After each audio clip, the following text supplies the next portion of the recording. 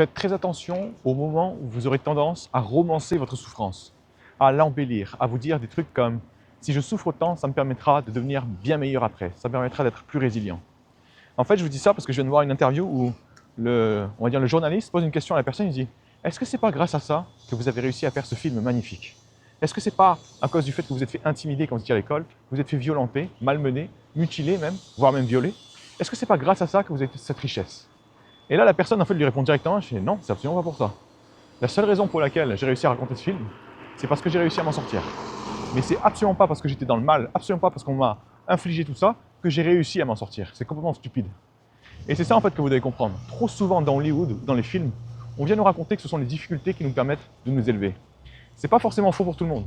Mais ce qui se passe en fait plutôt dans les études, dans ce qui est vraiment scientifique, c'est que quand vous infligez des difficultés à quelqu'un, il va craquer, surtout si c'est trop.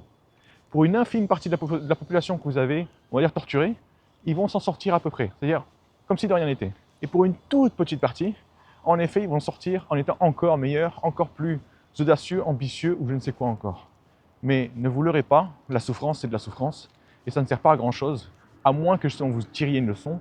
Et même dans ce cas-là, ce n'est pas la souffrance qui vous a fait avancer, c'est ce que vous avez tiré comme leçon.